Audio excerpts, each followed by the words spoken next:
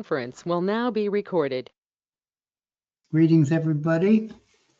It's John Antonucci, and I'll be moderating tonight's high-risk advanced metastatic AnCan prostate cancer discussion and support group. It's February 10th, 2026. I'd like to start out by thanking some of our sponsors, Telix, Blue Earth Diagnostics, Foundation Medicine, and Novartis, that help us keep the lights burning without requiring us to push their products in any way. We're very grateful for that. We got a number of new guys tonight. This is typically a 2-hour group. If anybody has to leave early, let me know. I'll get you in before you have to leave.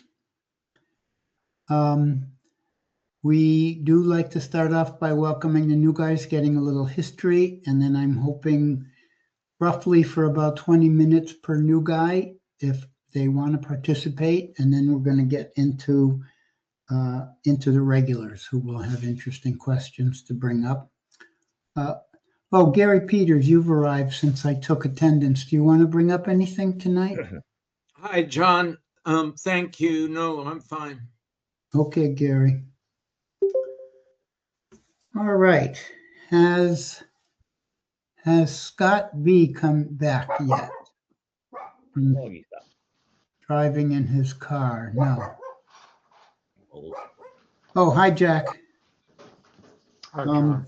I'm good. Let me start with, do you want to bring up anything tonight, Jack?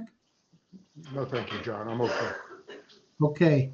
Let's start with Paul C. Where are you? Bring up your hand because I don't recognize you. Paul C. Oh, okay. Hi, Paul.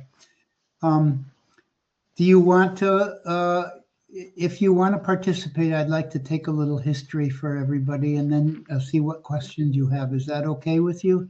Yeah, that's fine. Did you get referred here by Jimmy? Yes. I met Okay. Jimmy. Do you live in Washington? Yes, I do. Yeah. I'm in Okay. Maryland. How old are you, Paul? 73. How did you get diagnosed, Paul, and when was it? It was about a month and a half ago, and I was going in for just a checkup because I thought I might have a urinary tract infection, and I asked them to do the test, the blood test for the prostate cancer. And my response at the time I asked for it was that they don't normally do it with males over 70 because it's not really an aggressive form of cancer, and a lot of people have it and they end up dying, but they don't die of cancer. But anyway, I told them I wanted to have it done. Well, I'm glad you did because we're not very happy with that recommendation at all, and you're a great case in point. Yeah, I know, and that's what the test came back elevated, and What was it specifically? Well, it was like 6.7, and so I talked to at that point I talked to the urologist, and she said, well, we can do a couple of different things. We can do a biopsy, and at that point I didn't really want to do a biopsy because I didn't really know what was going on. But she said, if we do a couple of things, let's test it again and see if it's come down. And so we waited a couple of weeks, and they tested it again, and it had gone up to like around 8.4. Okay.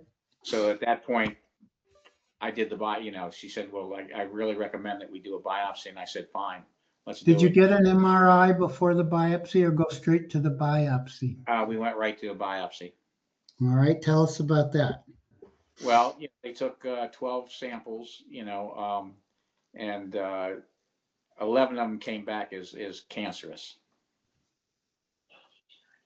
And so my score was like a 4, it was 8, which is considered to be, I guess, high risk. Yeah, 8 is considered high risk. There's a worse category above you called very high risk. but you are apparently a 4 + 4 = 8 Gleason score. Yes. Yeah, well, that's what it was. And, so then I went back and I talked to the urologist that ordered the biopsy and everything. And, I said to her, I said, well, I thought they said, that they don't even do, and she said, well, you're an anomaly. And I said, I'm an anomaly, huh? So I'm special? Is that what it is? I'm really, anyway, it was very concerning. I mean, I'm kind of glad that it all happened, because if I hadn't asked for the test,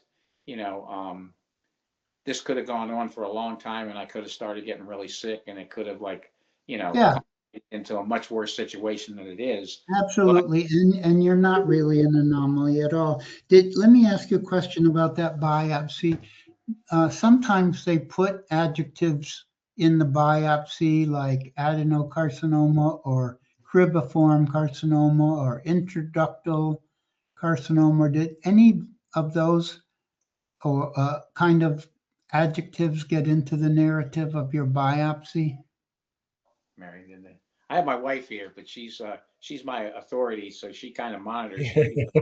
She's an RN by retired RN, but she's very knowledgeable of things. Any of those things? Yeah, and feel free for her to join us on the screen. It's we love having care partners in the group, Yeah, and your wife is very, very welcome to participate. well, I think I ought to add that she told me to get the PSA done. You might add that. Yeah, excellent. What's her name, Paul? It's Mary. Mary, do you want to come in or? Yeah, so hi. Great Hi. to be here. Thank you for, before I kept saying to Paul, you really need to ask if it's okay if women can be here. And he's like, I think it's fine. I think it's fine. It's perfectly fine, and it's even welcome. Did that biopsy report say anything other than adenocarcinoma and what the Gleason score was? It said perineural invasion. It said 11, I think, of the 12 biopsies were 80 to 90% malignancy. And I can't remember. I think Paul's trying to look it up right now. Maybe I can look it up while and give the mic back to him. And then after the biopsy, what came next? Well, then I know I'm hitting you with a lot of questions, but I got to get through 3 guys. So tell me what happened right after the biopsy. Well, then I was anxious to kind of go to because when I talk to urologist, she goes, well, depending on the biopsy, if it comes back, depending on what it is, we'll move real quickly after that. And I said, great. So then I put in a request to talk to her, and they set an appointment up for the following Friday. And I said, that's too long. I want to talk to her before then. And this was like last Friday, I guess. And so anyway, she called me on Sunday night from home, and we had a conversation. And then she referred me to a radiology, a radiation oncologist. An oncologist, you're right. And then they have I'm with Kaiser, so they have a guy that specializes in the surgery, and she gave me a referral to him.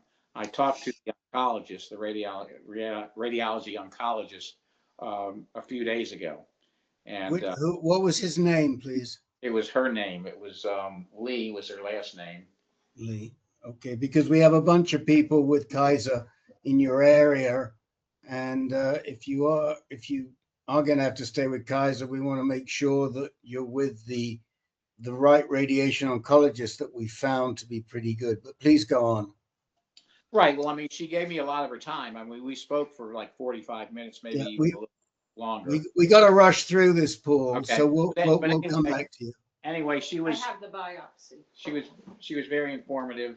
Go ahead, Mary. Okay, so let me give you the biopsy. It looks like they did each core separately. Adenocarcinoma, prosthetic adenocarcinoma, intraductal carcinoma. Okay, now stop right there, please. Did you just say intraductal? Yes, I did. And also the cribriform. Okay, so it's intraductal. The answer to the question, Dr. John, is intraductal and cribriform. And We can- perineural invasion present. Okay, and PNI. then what did Dr. Lee recommend for you?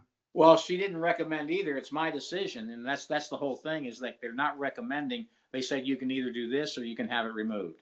And so I guess the next step was I had the PET scan done and the CAT Good. scan done. They both were done. And then they came back where it is contained. It's not, it's Oh, great. yeah, which I was really happy about. And so it is contained into the prostate. It hasn't gotten out yet. But Dr. John, in the interest of time, I'd sort of like to cut to the chase here, but just one more question. I don't suspect they have, because it's Kaiser. I'm an ex-Kaiser patient. We know I'm pretty good. But have they done any genetic testing for you? Do you have cancer in your family, and have they done any genetic testing? no, they haven't done any genetic testing. Okay, so I'll leave that part to John. Can But I what? make one comment? It says there is extensive interductal carcinoma present, which is resistant to conventional therapeutic options. Yeah, we're Okay. that's what Dr. John was fishing for, Mary. Okay. So whilst this isn't the best, I think we can show you why you shouldn't even consider surgery. And we'll also give you a reference that we believe the research shows. Correct me if I'm wrong, guys, but we've got a recent paper that shows that Cribriform responds better to radiation. And I'll try and find that reference, but we'd like you to run this nomogram that I'm about to put in the chat window.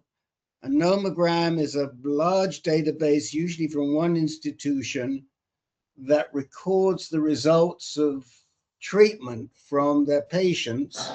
And you can put in your demographics, your cancer demographics, like 11 out of 12 positive cause, PSA of 4.6 or 6.4 or 8.4, whatever it finally was. And it will tell you, in this case, how successful surgery is likely to be. Okay. And in my own case, I was a lot younger when I was diagnosed. I had a 30% chance that surgery alone would be sufficient, and a 70% likelihood that I'd need more treatment. Now, this doesn't have Cribriform as a factor in there, because we've only really been studying or taking note of Cribriform. We've known it longer, but we've really only been taking note of it in the last 5 or 6 years. Is that right, Dr. Paul, or should I go back? Or, I mean, it's sort of in the second half of the 2010s, right? Correct. We've really seen it. And so these databases are a lot more mature, a lot more names in there. Hey, Rick. So, Rick, I was at a meeting where they specifically said that large cribriform is not completely eliminated by radiation. If you have brachytherapy after it, then it can be eliminated, but it is not. Large cribriform has a real problem with elimination. This was specifically about cribriform. okay, so we're going to let you look at this and decide. You know, we know Cribriform is a very difficult customer. And I don't know, I know what to tell you. I mean, you're hearing that maybe we can't get rid of it all with surgery. We'll discuss this in a minute, but it'll help you think through the issue. So with that, I'm going to put the link back in and turn it back to Dr. John and some of the people in the group to contribute. And where Do you have any medical problems? Pardon me? Do you have any medical problems, Paul? Well, I have sleep apnea. I have mild. Okay. you know, I have mild. High blood pressure. Well, He has high blood pressure, he has cholesterol, he has mild to moderate COPD. Doesn't smoke, doesn't drink. Thank you. You're welcome. So what you have to do now is have some type of treatment. We'll get a lot of opinions here. You have to have some type of treatment that is your initial treatment, either surgery or radiation, to attempt to do as much damage to this cancer as can possibly be done. It may be that you can't look forward to cure, but you can look forward to doing a heck of a lot of damage to it right off the bat. You'll find us a little bit more in favor of radiation than surgery, but you probably will also have to take some medicine at the same time to keep this tumor suppressed and weakened. And all of us in this room almost have had to do something very similar to what I'm describing, but that's approximately what you're going to be facing in the next little while. Your first decision is going to be to get the surgeon's opinions and the radiation oncologist's opinion to see whether your initial treatment is going to be surgery or radiation. And then you're going to need an oncologist to take care of the medication that you'll probably be taking along with it. We had the consult with the radiation oncologist, and we were told that it's just that the outcomes are pretty much the same for either direction. But with Paul's cancer, that if he did the surgery first, that he would most assuredly at some point also require radiation. I had a concern about whether the lymph nodes get irradiated if we do the radiation, and I was told no. And I don't have experience with this with prostate cancer, but in 3 friends, 2 with breast cancer and 1 with ovarian cancer, the PET scan, the lymph nodes did not light up, but when they went in to do the surgery and biopsy them, they were indeed positive. So I have a bit of anxiety and not like feeling totally assured by the PET scan that it has not spread. He also has some kind of neuritis or like interior like rib pain. And I know it can spread to bones, but I mean, nothing lit up on the PET scan. Well, we can probably, the PET scan can see pretty small metastases, but it can't see microscopic ones. And I think that at your risk level, it might be wise to treat you as though there are some invisible microscopic metastases in the lymph nodes. Yep. Yeah. The other thing I would add is that not all PET scans are born equal, Mary. And this PET scan, we hope, was a PSMA PET. Is that right? Or was it a CT PET? Was it a PSMA PET? If it was not, I'll check get a CT scan, but he has not had an MRI, which is that something that? Yeah, it is a PSMA. Okay. okay, so if it was a PSMA PET, you're going to see to a much finer level than you'd be able to see for ovarian or breast. Yeah. Because it's using a tracer that has that ability. So I think you can be fairly safely assured that the PET scan for prostate has probably picked up what is there if it can be seen at all. Well, thank you. That's good to hear. It's a different technology to what you're comparing it to, and that's why it's important. Anyway, go ahead.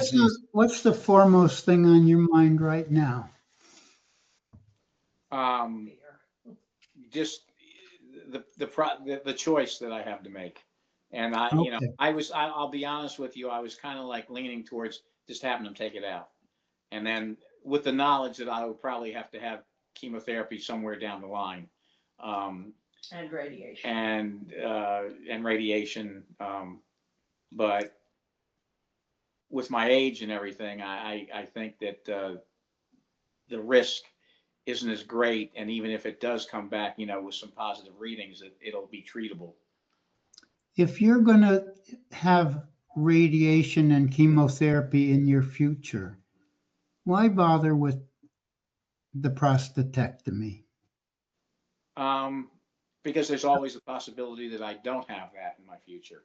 It's not a You're hoping, like almost all of us in this room, that the prostatectomy can take out the tumor, one and done, and Yeah. you're cured. Yeah.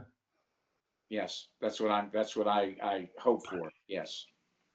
And then I'm not sure, but I heard that once you get the the radiation and everything, you really can't take it out.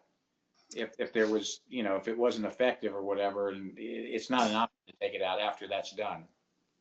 If you have radiation and the PSA still goes up, then you will probably at that point get another PET scan to see where it is and maybe have more radiation or stronger medicine in order to address that rather than surgery. Right. But Well, I'll just say my only other concern is that, I know that there can be fatigue and other things from the radiation. And I suffer from long COVID. I am dizzy. I go to stand up and I'm unbalanced. And I have days where I can hardly move, where I'm so fatigued, I can hardly move. And I'm afraid that the radiation will acerbate those conditions. It may. So let's get some of the guys' opinions here, because there's guys here who have had prostatectomies, who have had radiation. There's guys who are at the same risk level as you. So I'm gonna draw a little feedback from the rest of the guys. Okay, Paul? And in closing, where do I go to get that? You said you put it in somewhere in here? There's a chat window. If you go up to the upper right of your screen, there's a couple of boxes with it, number 6 on it. Number 6, I see a 4. That's it. That's it? Okay. But that's where I'll find it? Yeah. There's Rick has put down here MSKCC nomogram. This is not. Oh, I didn't put the link in. I'm sorry, my bad. I'll put the link in. They'll put a link in. You can go directly there, and we'll be very interested if you come back what the nomogram told you your chances of success with surgery are. Yeah, I would be very. I think the issue that we've got to focus on fairly quickly is with the Cribriform, what's the right decision to make? And if people have their hands up, we'll get to you. But the question we want to ask right now is, does anybody have any contribution to make on choice of treatment, given the existence of significant Cribriform? The other thing we usually do is tell you to get a second opinion on your biopsy slides. But given the nature of your biopsy, 11 out of 12, and a lot of introductory, I don't think you're going to learn anything more. And my own gut tells me we can't give you medical advice. My own gut tells me we're not going to get you downgraded at that level. So I think we can accept. So if anybody's got their hand up and says, "Oh, go get another opinion on your slides," I don't, in the interest of time, I don't think that Dr. Epstein or Dr. Zhao are going to they're not going to take away all of the introductory or all of the Cribriform. That's my feeling, but everybody should feel free to disagree with me. I also ran across that paper you mentioned, Rick, where people had a better outcome with radiation than with surgery for large Cribriform disease. We will dig that out for you. Jimmy, you have your hand up. I do. I'll be quick.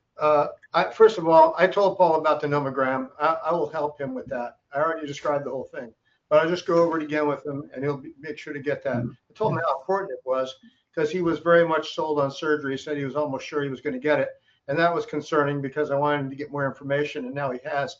So knowing about the Cribriform and the other adverse features makes it even more important, of course, to get that.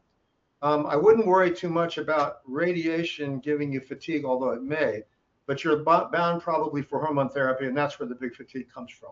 So prepare for that as well as you can, because that's the one that's really to be more concerning. I'm glad you found out what you found out. I keep an open mind and not make a quick decision. And surgery, in your case, I'm just my personal opinion. I can't imagine that that's going to do what that John said so rightly. We all want it to do when we first show up. Take it out, it'll all be gone. Unfortunately, it's usually not so. So that's all I've got to say. Steve Rude, were you trying to get a word in there? I saw you hold your finger up. No, okay. So I'd like to ask, I mean, I know this paper is there, and Jeff Markey, you probably have it too. I'm just trying to find it, but there is definitely a paper that came out recently that said if you've got large cribriform, it's going to be responsive to radiation. And yet you said you joined a meeting recently that says, no, but we're not going to get rid of large cribriform unless you have surgery. So how do you reconcile those two opinions? I cannot. I know that my brother had small cribriform in April of 2024. His PSA was 0.11, and just a few days ago was 0.51. So it keeps going up. And he had small cribriform, and he had SBRT radiation. And I've got one statement that SBRT does have a problem with cribriform. I'm not sure about. Do not have the article you're referring to. Well, let's track all that down so we can give Paul some good feedback so he can make a decision during the month of February. Paul, are you a vet? No, I'm not. Okay. If you come back, we meet every week. We would love to follow you and make this decision along with you and see how things go when you do get your first so-called definitive therapy and help guide you through medications that you take. We want to make sure you get the very best of radiation oncologists and medical oncologists so you don't get old-fashioned advice, like you can't do surgery after radiation, all these things. We've heard that before years ago. Do you have any? I do have a hand up. Let's see, who was it? Who's got their hand up? Oh, it's John. It's John. Hi, John. Go ahead. Yeah, I just wanted to emphasize that there isn't any rush to make this decision. You don't have to choose in the next 2 weeks or else your life is over. You got lots of time, as in a month to 2 months minimum, to decide. That's all. Rick, do you have any recommendations about a radiation oncologist or a medical oncologist from Kaiser? Or well, I was going to ask that question to any of our Kaiser Washington area Delmarva Kaiser patients. Jim Marshall, you probably do as Gary. What's his name? Actually, Dan. Dan, thank you. Dan Strubb. Dan, are you on caller 01? No, I don't think he's here. He tried to call me earlier, and I couldn't take the call. I was too busy. But Dan had computer problems, and so I sent him anyway the phone number. But basically, Dan got pushed over to Virginia Hospital Center, And so I don't know if the actual Kaiser doctor does it or they contract it out to a Virginia hospital center, Red Elk. I don't So know. I have the name of the oncologist that I talked to. Her name is Jessica Wen-Chi Lee. Oh, Okay, thank you. that's the rate. I Yeah. would ask her if she actually performs the deed. Okay. Yeah, the other thing you want to ask them is, do you have access there to, if they are going to treat you, do you have access to SBRT as well as IMRT? So those are two different types of radiation. We will get into it with you in the next meeting. We meet weekly. Can But you give me those need again? Could you put it in the chat, Rick? Yeah, I'll put it in the chat. The other thing is that I've put an article in the chat, and we'll try and find these articles for you. I've put an article in the chat from when was it? I can't see when. 2023. That if you have a Gleason 5 and Cribriform morphology, you've got a higher risk of biochemical recurrence. Now, if you want to get a second opinion, it's quite possible that if you get a second opinion, it'll turn out that you do have Gleason 5 in there somewhere. That's my suspicion. That's what you would get told. If that's important from a treatment perspective for you, if you're basing your decision on, well, I'm all Gleason 4s, so I don't have to worry and I don't have a higher risk of BCR, I would say no, let's get your slides reread. I would, in my own mind, with 11 out of 12 and based on a local reading only, think there's probably some 5 in there too. Well, I have a 4 and 4, which is a total of 8. Yes, but that was based on your local people reading it. Their eye is not that good. And so we tell you to go out and get a second opinion. And that second opinion, I would bet dollars to donuts, is going to say that some of that with that much cancer is 5. What does that Paul? mean exactly? Paul and Mary, we have kind of rushed you through a lot of stuff here because of what's on our slate tonight.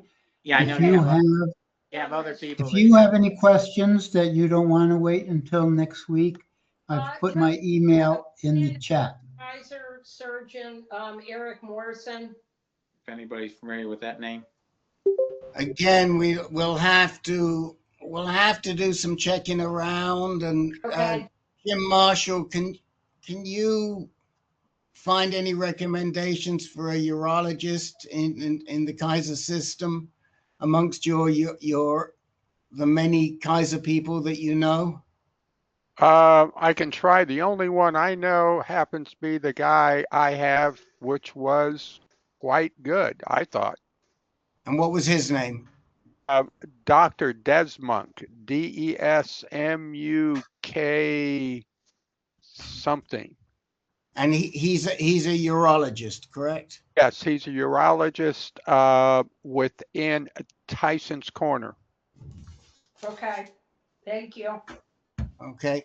Do we have your email address? Mine? Yes. No, you don't. It's okay. So you'll need to put that in the chat window.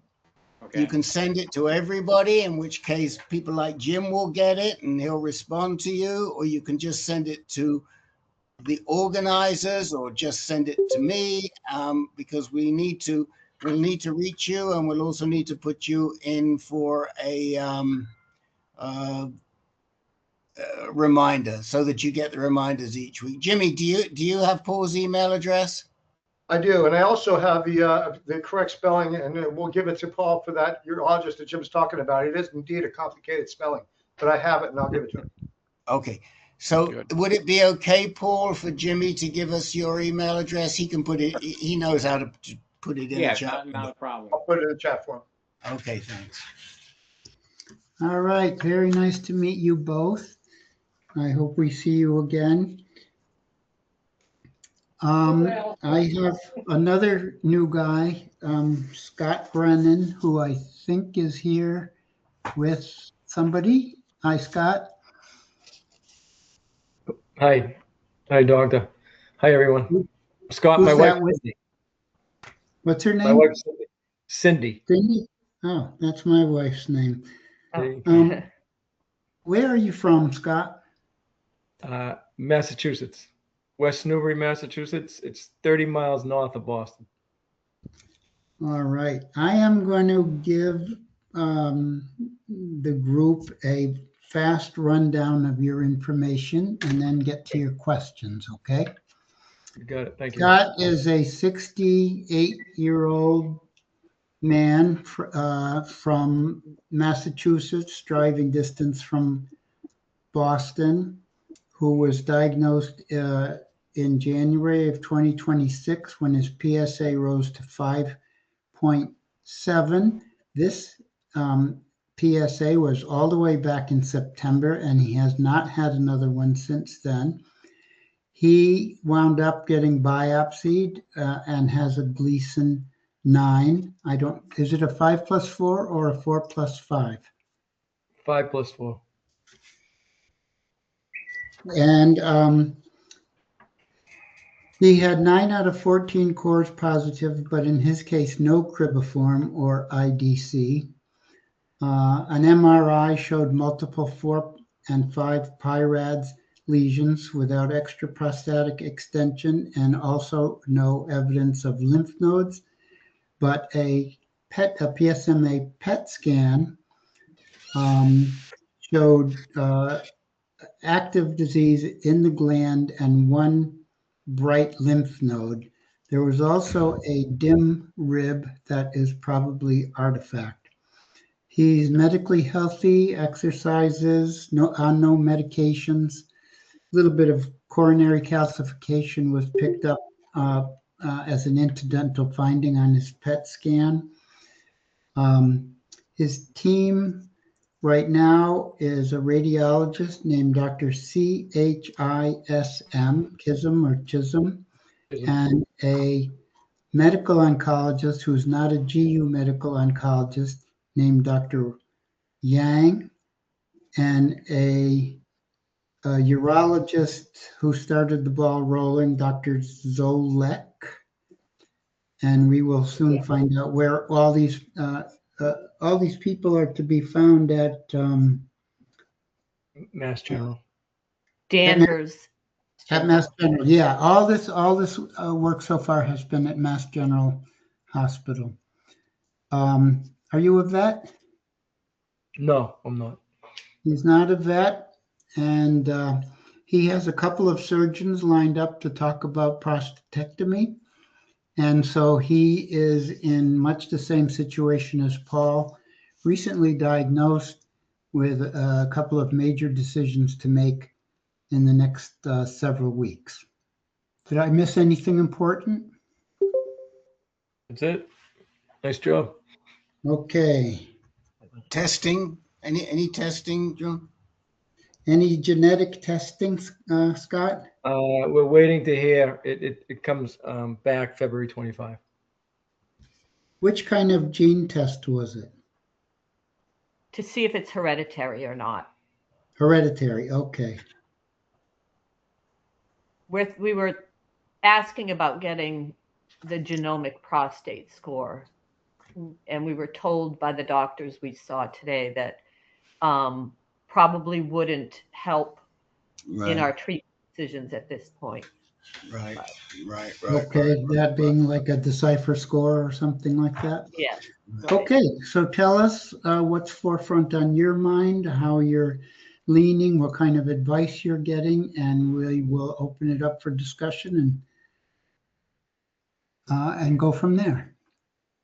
Yeah, the people that we met with today, it was more of the, just like the gentleman was saying before me, they gave me radiation or, an operation.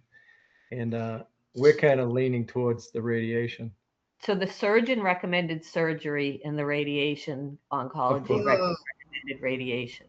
What a Oh, surprise. Right, right? What a surprise. I am Right? surprised. And the other guy recommended ADT. yeah, Right. okay. So You I probably mean, will not, you probably will not end up in the long run with only one of those three. You no, probably. I figured that. Yeah, I figured that. I Okay, figured that. With the doctor that we're seeing tomorrow from Boston, Dr. Keibel, is that right? yeah, kind of. I'm interested in talking to him because I had talked to someone about this who had similar as me, and he went to Dr. Keibel, and Keibel's a surgeon. He's a urologist, but he's a surgeon. He does robotic, and he recommended radiation for the guy. So I thought that was kind of cool. I mean, a surgeon recommended the radiation, you know. So I will tell you that I was a Kaiser patient with a fabulous doctor, and I walked in there and I was a 4+4, and basically my doctor recommended radiation. And this was a long, long time ago. But you need, please, to run that same nomogram that I mentioned before. Yeah, it's pinned. absolutely. It's pinned in We there. got it. You got it. Okay, We got great. it. Now, what you're going to find on that nomogram is a percentage. It's not necessarily true, but it's a guideline as to how likely it is your disease with 9 out of 14 positive is going to be sufficient, or what the likelihood is you will need additional radiation and hormone therapy. Just like Dr. John said, directly, probably the benefit of the surgery is going to be minimal because you're going to need the radiation and hormone therapy as well. I go back to, I was faced with that same problem. I go back to the question, which has never been answered with data. What's the benefit of adding the surgery to the radiation and hormone therapy? How much better do we do? And the best answer I've ever gotten is from one of the best urologic oncologists. That's a urologist who does cancer surgery in the country then, all those years ago, and still recognized today, a fellow called Peter Carroll, who used to be the head of the section at UCSF in San Francisco.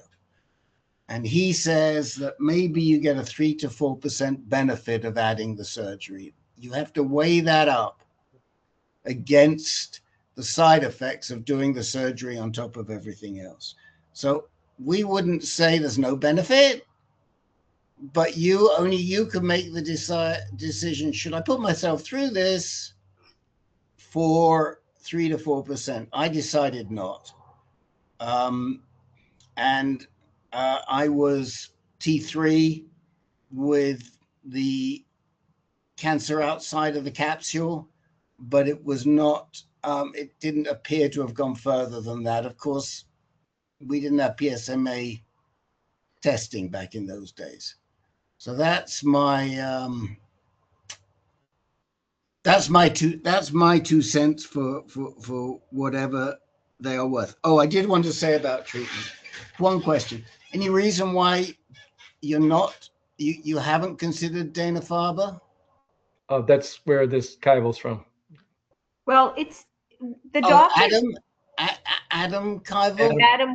Yeah, he's really good. He's really good. You can tell him, I think he knows us at AnCan. You can tell him you're at AnCan. Oh, okay.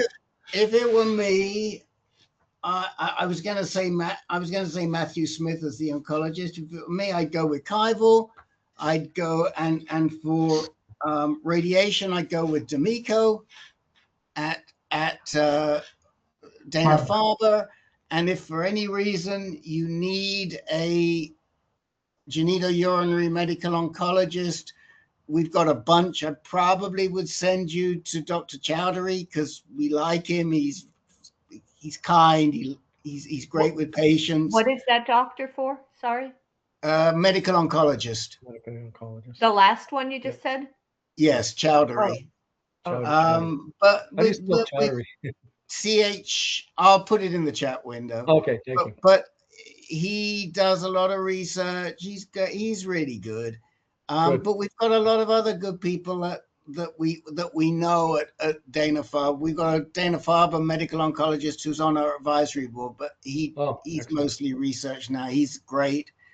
We got a lot of good people at Dana-Farber. Yeah, that's.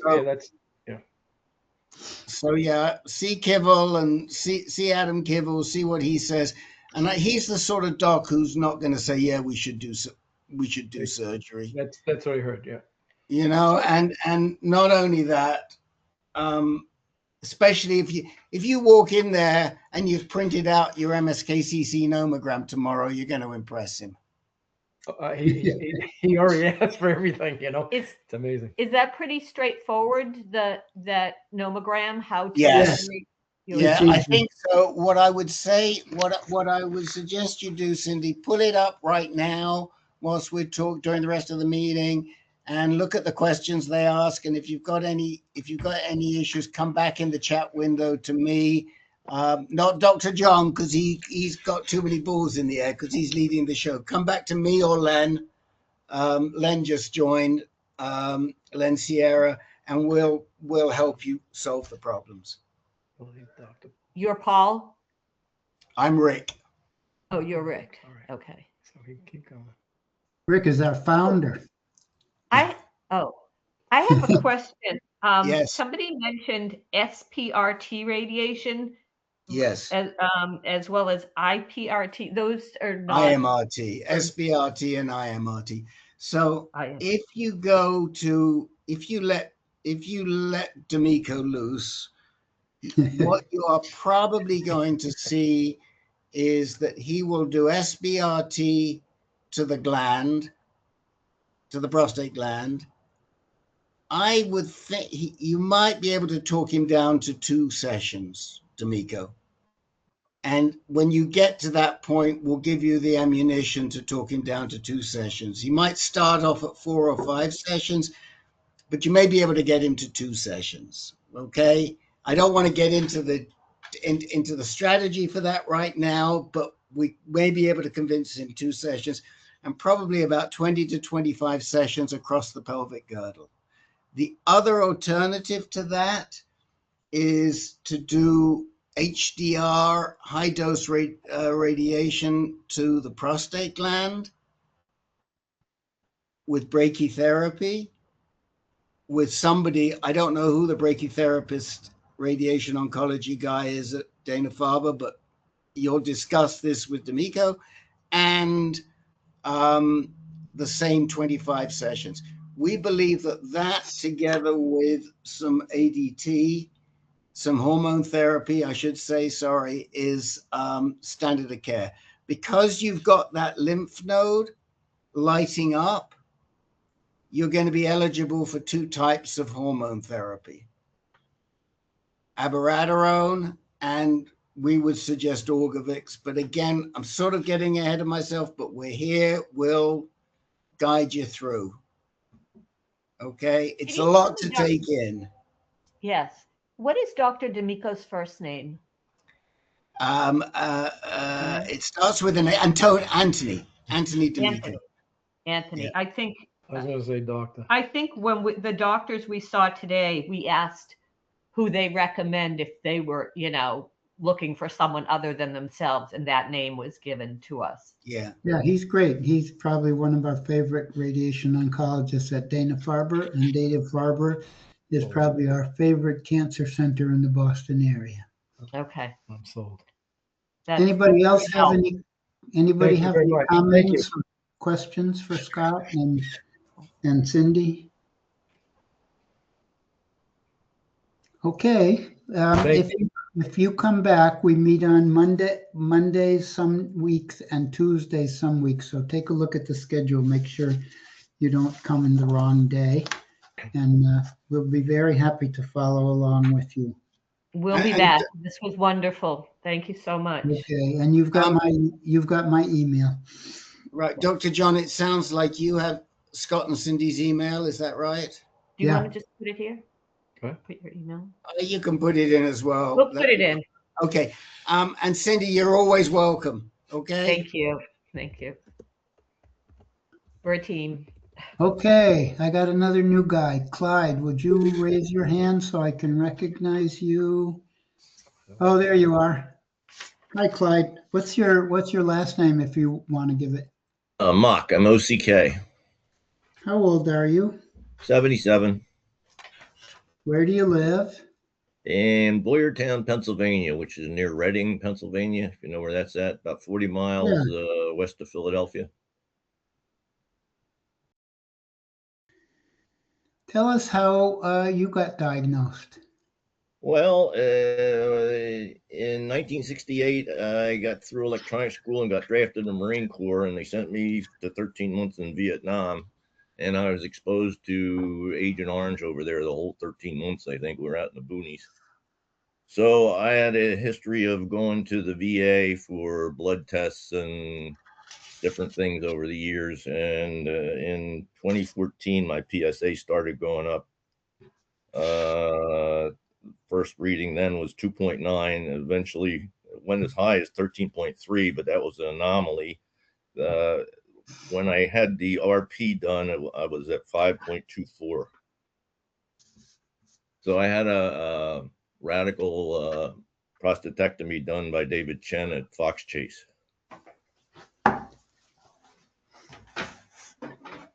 What year was that? I'm just going to put a light That was on. in 2018. 2018. 2018 was the RP? Yep. What about the pathology? Did they look at your tissue under the microscope and tell you what they Well, found? the post-mortem was that it was Post-mortem, not yet. a 3+4, Gleason 7, and there was let's see, adenocarcinoma is focally present at inked left apical and right posterior margins. So there was cancer in the margins after the surgery. Yeah. But we didn't do anything about it. I didn't really know much about it, but they've been taking my PSAs continuously since then, and it just finally started going up in last year, as a matter of fact. How low did the PSA get after your surgery? Well, they just did the regular PSA, which is always less than 0.1. Then they started doing the other one. I guess it's more accurate, and it was 0.07, 0.07, 0.07, 0.1, 0.1, then 0.06, 0.08, and then the last two were 0.17 and 0.15. When was that? Was November of last year and January of this year.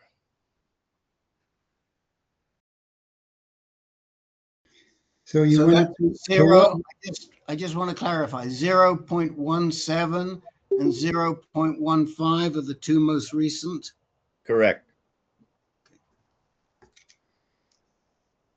And they want to do radiation already, and I said no. I'm going to wait another 3 months to get another PSA done, and then they naturally, before they start radiation, they're going to do a PSMA PET. But they thought that if they did that right now, it probably wouldn't show anything anyway. So I said, well, then let's just wait. And hopefully, if it is something, it'll show up. Well, you're getting into the range. You're having what might be called a biochemical recurrence. Now your PSA is creeping up, and you're now getting into the range that's getting people's attentions and starting to talk about PET scans and things like that. Yep. So I think that as you get into the 0.17, 0.15, when you get up to 2.0, it'll probably trigger a PET scan sometime soon. And then we'll be able to find out where this thing is. Excuse me, John, you said 2.0. Did you mean 0.20? Yes, 0.2. Yeah, that's what they told me. Point 0.2 two is is that's a common threshold for getting a PET scan, but as time goes on, we're starting to appreciate that we can sometimes get meaningful results even at 0.15. yeah, So that's what the oncologist said. Yes. Right, and I'm going to throw you guys a big loop right here that might help you immensely. I mentioned a video at the beginning of this meeting, and I put the link in the chat window. It's right at the top. And The long game.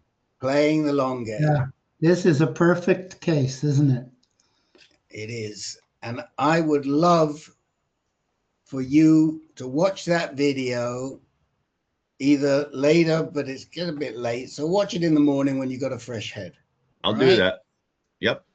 And see what you think. And you might be a great candidate for the trial that they're running at Bethesda, Maryland, the National Cancer Institute. Okay. And what they're trying to do is reverse exactly what Fox Chase wants to do. Because you have got a very slow growing cancer, because you were treated in 2018 and we've gone 7 years or more until we even get to a point where we know that you may have a further problem. And so what they've done is they've gathered 150 odd guys like you, and they've watched them for the last 3 or 4 years. And what they think they can do, if you fit the bill, is continue to watch you with quarterly PSMA scans every quarter, and defer the beginning of that treatment, whether it be radiation or hormone therapy, for at least another 1.5 years. I'm all for that. Which is great. Which is great. You know, a lot of guys would prefer that, and if they can live with it. Some guys say, no, I got to get treatment. No, what they think is this is the best way for quality of life, and they will talk to your doctors. I don't know. Do you have a medical oncologist yet? Yeah, Randy Cohen. Okay, what's his last name? Cohen. It's a girl, Randy Cohen, Cohen. Okay,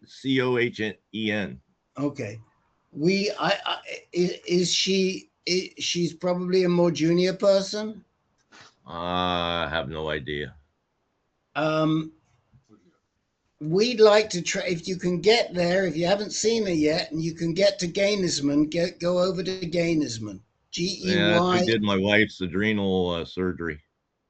No, he's a medical oncologist. Dan Gainesman. Like Geisman? There's a Geisman. Not a Geisman, Gainesman. Okay. All right. I'll put it in there. There was a couple of others I was supposed to put in. I'll catch up in a minute. Okay. Go see Gainesman if you can. And the NCI will talk to your docs, and they'll try to hold their hand and to work with them. Because the docs aren't necessarily, the medical oncologists, even the genitourinary medical oncologists, aren't buying this yet, even though we've got data. And we're pushing the GU medoncs that we work with to listen to what the NCI is saying, because it's radical, it's different, and it's the best for the patient. Dr. John, you want to comment on that? Yeah, I completely agree. You obviously are ready to do whatever's necessary, but you would love it if you could postpone that treatment. I just lost my wife 3 months ago, so I'm not in a position to go through something like that right now anyway. I'm so sorry to hear that. Oh my. You said she had adrenal cancer and was treated at Fox Chase. Oh, okay. Yeah, this would be a different doc. This is a doc who treats genitourinary cancers like prostate, testicular, kidney, bladder, those type of cancers. Well, send me the link to the Bethesda I'll guys. put it in. I'm just about to put it in the chat window. All right. And I'll also put D'Amico. And was there somebody else I said I would put in the chat window? Help me. If there is, put it in the chat. Put a message in the chat, and I promise I'll do it. Okay. Tell me about your medical health, Clyde. Well, pretty good. I play soccer 3 times a week. I got arthritis everywhere. Got a God bad bless back. you. Yeah. All right, man. Well, I try and play soccer, mostly with younger people. I know. We'll talk about soccer later. We don't have time now. They'll get on my case if I start talking soccer, and they'll be right. But after my surgery, I had pudendal neuralgia, and apparently there's very few people that have pudendal neuralgia, but I had it. I couldn't move for like a month. I was in so much pain for so long. It was just, I had to go to physical therapists that would stick their finger up my butt and try and stop the nerve from contracting. And so now I still take tadalafil 5 milligrams every day to keep that in check. So I'm a little worried if I take radiation, is that going to set off my pudendal neuralgia again? And I also have leakage where I have to wear pads. What else? Other than that, I'm pretty healthy. Okay. Do you take any other medicines besides the pain medicine? I take a small dose of amlodipine, blood pressure medicine, just 7.5 grams a day. Yep. And I take L-arginine, which supposedly helps the erections and so forth. It does? Does it work? That's what they tell me. I don't know. Fox Chase recommended I take it. So. Oh, good. What do I know? Nitric oxide. Yeah. Stimulates nitric oxide, arginine. Exactly. Have you ever had any kind of genetic testing, Clyde? I'm not sure. I think I might have, but I'm not sure. I know my wife did. All right. Okay. So what is on your mind now is to when and where to get your PSMA scan, and then who to talk to about waiting versus treating right away. Correct. Who's got Jim Marshall has his hand up. Jim? Let's see. A different topic. You are a veteran and you are probably 100% VA disabled for the last 7 or 8 years collecting big bucks? Nope. I was 100%. I was 100% until I had my prostate out. Then I went to, because I use so many pads a day, right. I'm at like 40%. But I also have PTSD, which I'm at like 50%, 90% right now. Okay, invite you to join the veterans group because you can get more than 100%. More than 100%. Well, I get a little stipend for lack of erections. More than. Okay. Trust us, Clyde. Join that group. I'm just making sure you're signed up for it. And not only will we get you the best treatment, we'll get you some more money as well. I'll go for that. Yeah, I bet you will. And nobody's better doing that than Captain Jim. So is that right? you got the man. And you're talking about PTSD. We also have a great group once a month called Veterans Speaking Freely, which is a group to talk about things like your PTSD with a bunch of other guys in that and women in that room who can relate to you. And we'll make sure you're signed up for that as well. And come on into that group. We're Steve full Rose. service. We're full service here at. You got Go a couple ahead. of hands up, Dr. Go John. ahead, Steve.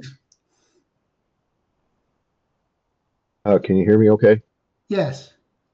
Okay, I just wanted to, when they were talking about the long game, that was a great, a really great video to watch. And I just had to pull the slide up for Clyde just to double check something, but it does look like there's only a couple of exclusions to get into that study. The prostatectomy, you had that more than a year ago, correct? What the operation that was in 2018. Okay, you're good there. And then the other thing was they would exclude you might be some soft tissue in any CT scans or evidence of bone lesions on a bone scan. So if you don't have those events happening, you're probably a really good candidate for that study. I wish I could get in on that. That sounds real interesting. All right, thank you. Just wanted to make you aware of that. It looks like you qualify. Bob? I'll give it a shot. Clyde, you said you were a Marine, correct? Yes. All right, take advice from an ex-Navy, all right? You came to the right place to get help. It's the best place to get help, knowledge, information, and wisdom. And when you deal with Captain Jim Marshall, you're doing one of the best. He's a Mustang. He rose through the ranks to captain. Listen to what he says. He'll steer you right. Thank you. What other questions do you have, Clyde? How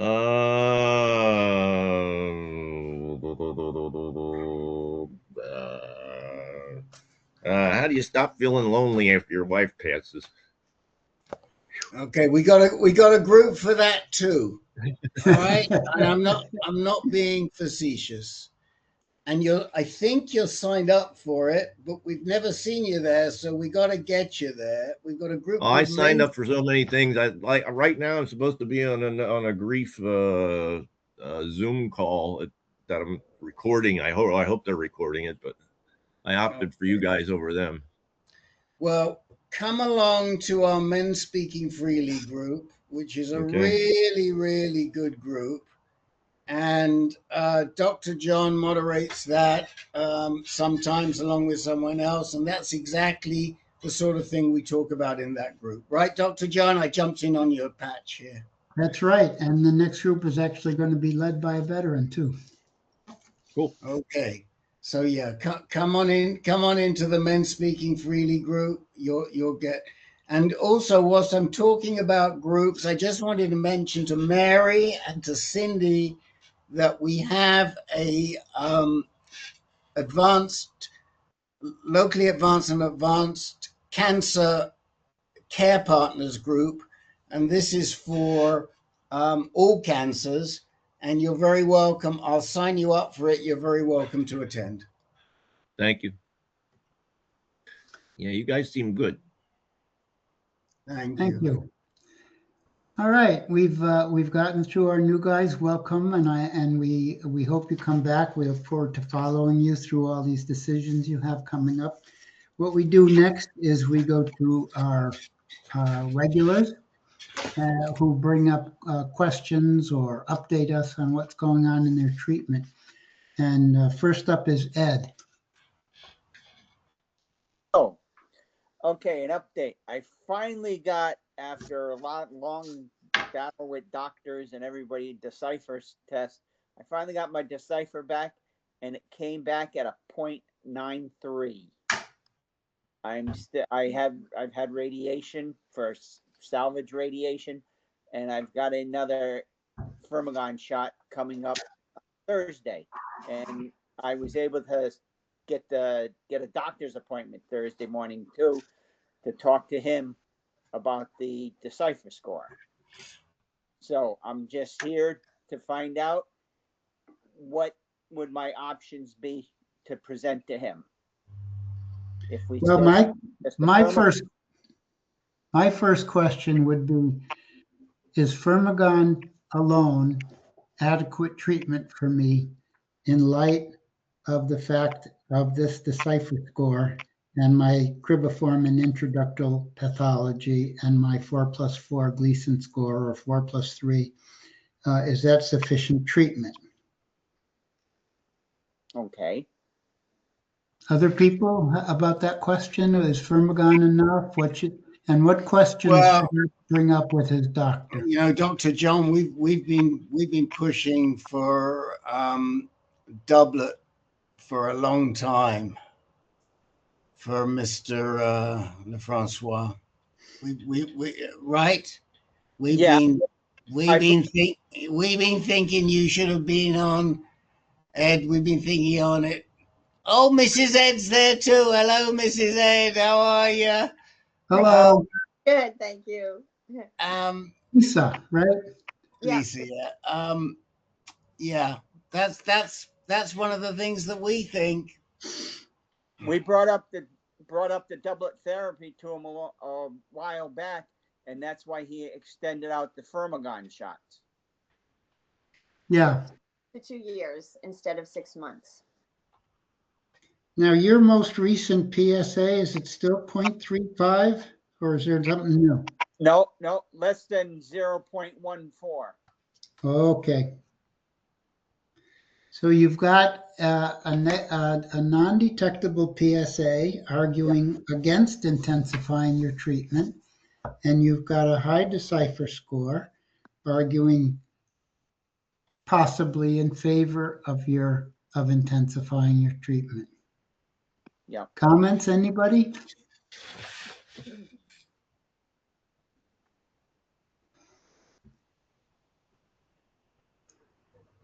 So maybe I could get Len to throw in his 2 cents on this. Is that okay, Len? I mean, I'm on board with the doublet therapy, given his background. Okay. Yeah. What would go with the Firmagon? A nice choice might be darolutamide or abiraterone. Okay. You have a genetic abnormality, ATM, but ATM is a little bit of a hard one to call. Some people have argued that ATM calls for a PARP inhibitor, and other people have argued that it does not. So I don't know, Rick and Len, what's the bottom line on ATM and PARP inhibitors? Not very strong evidence, is there? No, not at all. It's very weak evidence that ATM can be successfully targeted by PARP inhibitors. Yeah. And it's a pretty toxic drug, so you know, I think you'd want to be pretty sure that you're going to have success if you're going to use that drug or that class of drugs. And I don't know, did you I didn't catch all of it before, but did you catch the feature? He does have Cribriform. Yes. And the I don't know if this is anything to note, a high grade prosthetic intraepithelial neoplasm, loss of P10, pin 4. I don't know what that means. These are just things that were loss, I didn't know about P10 loss. Yeah, loss of P10. Yep, that is one other. Yep. Yeah, I wasn't aware of P10 loss too. So P10 loss is a difficult patient, is a difficult actor. There is a drug they're testing that they think might be effective on P10. It's getting a lot of publicity at the conferences.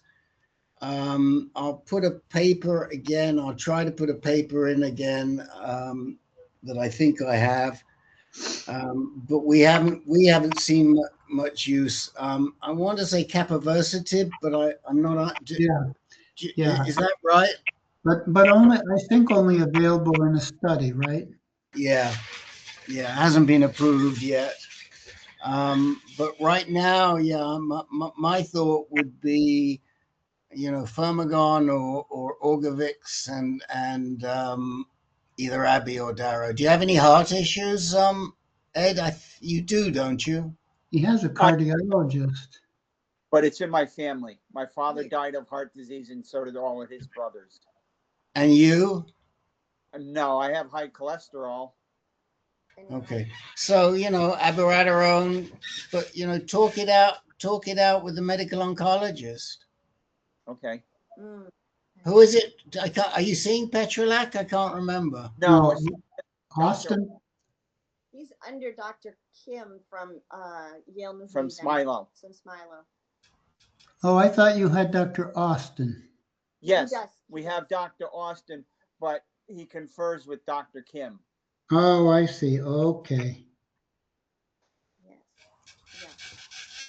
Yeah, you're in my neck of the woods when I'm in Connecticut. Yeah. Come up and enjoy the snow.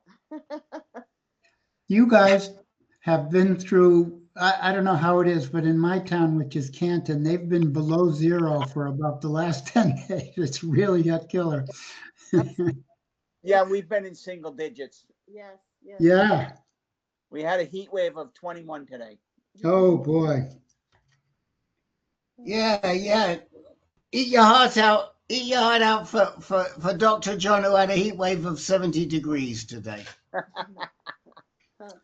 Okay, so it sounds like to me that you are willing to at least think about another drug, and now we're going to get Dr. Austin or somebody's opinion about whether it's a good idea or whether the non-detectable PSA discourages that. We'll be very eager to hear.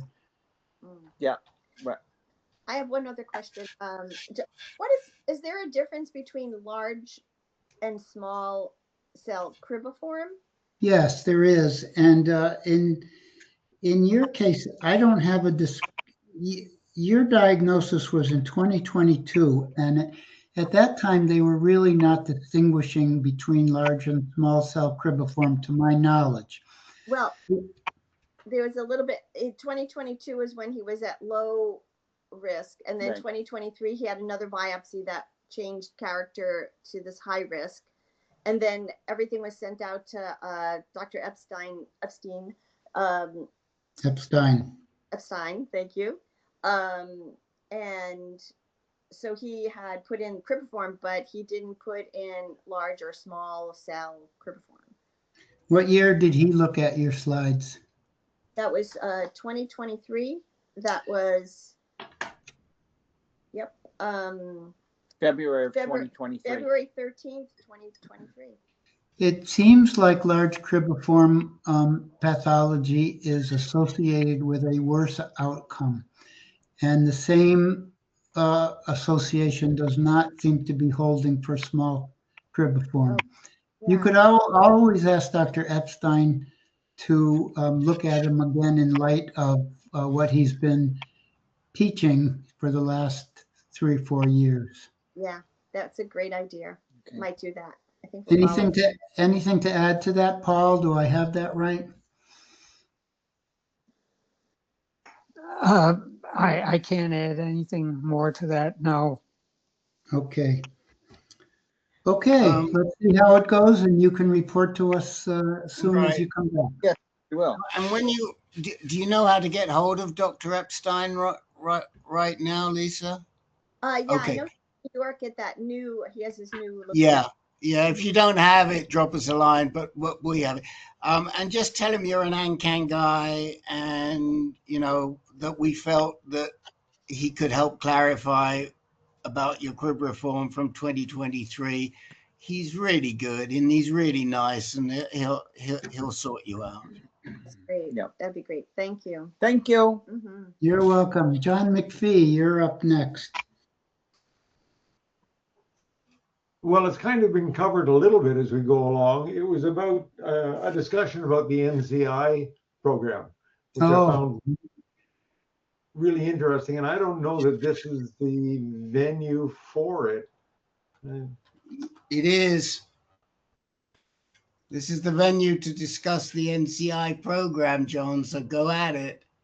Okay, well, I mean, basically, what I got out of it was that it was the watchful waiting for low-level, Gleason 7 stuff, where back in the old days, it was like, oh my God, it's cancer, get it out. And now they're looking at when you have a recurrence, they wait until it gets serious, I guess. And one of the definitions of serious was that they could actually see it with an MRI because a PSMA PET scan was so sensitive that it was seeing stuff that they couldn't see, and really they think doesn't cause a problem for a while, and so it delays treatment. Is that it? Yeah. Are you in this category at the present? What's going on with you that relates? He's in Canada, Dr. John. Yeah, I know, Toronto, but why did it catch your attention in particular for your case? Recurrence, and they said kind of,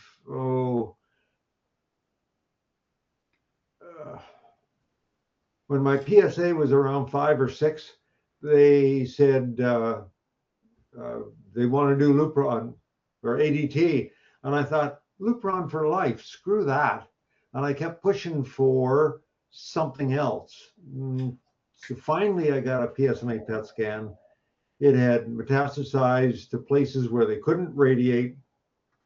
And so the only option was ADT. But by then, my PSA was up in 28. And so that had bought me another summer, another year. So I kind of, I guess, did it myself just by being pig-headed and stubborn and saying no. And I guess that's what their point is, that rather than treat it violently with a PSA of 2 or 3 or 5 or something, that wait and see what happens. So your most recent PSA is 28? Oh, that was, yeah, but I've been almost 6 months on doublet therapy now, and PSA has disappeared, and disappeared. Okay. So I would say that first of all, we never use the word watchful waiting in the prostate world. It'll get you rapidly ejected from forums. So we really like to talk active surveillance. And I just wrote to somebody and actually said that this is really biochemical recurrence active surveillance. This is how I would describe it. And the timing to determine intervention with some form of treatment is based on your PSA doubling time. And that sums it up in a nutshell. So gents who have a slow doubling time, even if we see something on PSMA, may not need to be treated. They can be treated, they can opt for treatment, but they may not need to be treated. And for some people like a Clyde, that suits them. Now, there can be other people who say, oh, I want treatment right away. Fine. You want to do the treatment, you can do the treatment, and you're probably going to need the treatment at some point in time. You don't have to do it right now. So if we can defer the start of treatment safely is the operative word, for 18 months, 2 years, or maybe longer, we'd like to give men the opportunity to choose that. And that's, in my opinion, quite reasonable. Mine was around 6 months. And so by the time it got to, say, 25, when you take that off, it goes off scale pretty quick. Doesn't take too many years before. But just 6 months is fairly short. Myself another summer. How many months have you been on doublet therapy now, John? Almost 6, a solid 5. Okay. So isn't he beyond the parameters of the long game strategy? Yes, I think John's so. already on doublet therapy, so he's not on active surveillance. What is doublet therapy? Huh? Doublet therapy is when you're on one drug to interfere with your body's ability to make testosterone, and another drug to interfere with the ability of testosterone to interact with the receptors in cancer cells. It's All right, over my head.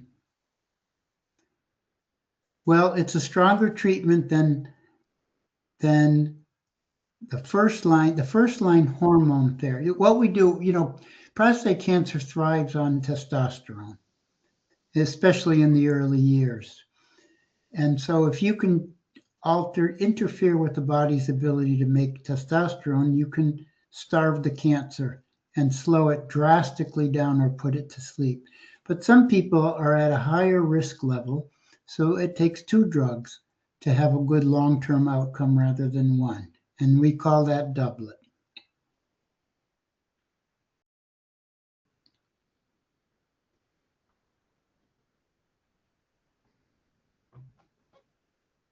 So my point was, John McPhee, that trial no longer has relevance for your situation. Rick, John, am I right about that? No, you're right. You're right. It doesn't. Yeah. John's interested in the trial and interested in following the trial because I suspect in his mind what he's thinking of is, should I have gone on hormone therapy in the first place or doublet in the first place? So if I come off, I can then wait whatever the waiting period, the clean out period is in that. Steve Roux just looked at that and he cleans out, and then, maybe he could get into that trial. But a year from now. I don't think he need have any regrets, because with a PSA of 28 and a doubling time of 6 months. Yes, you're right. He's not the kind of guy that they would want to sit around and watch. Yeah, they would have put him up. Dr. Paul, you got your hand up. Well, with regard to the trial that we're discussing, which was certainly very interesting to hear, it's somewhat stating that the recurrence you had from the cancer you had and was treated is different in some way from the cancer you had initially, because the initial cancer was not followed by the doubling time. So if you have a PSA of 5 and you have a biopsy of 4 + 4, we don't say, let's follow you and see what your PSA doubling time is to determine the pace of that primary disease. So my kind of disconnect is, how is the disease that recurs different in the approach than you had from the ab initio, from the disease you had? I mean, I'm not in any way discouraging the active surveillance issue, but the biology behind it doesn't compute. And as you remember, the medical oncologist said, well, it's a matter of perspective. With the primary cancer, we're trying to cure you. So we're going out full guns. Your cancers come back, so cure now is off the table, and we're going to ratchet back on any interventions so we can preserve your quality of life. I guess that's a interesting way of looking that you couldn't kill the tiger with your first couple of shots.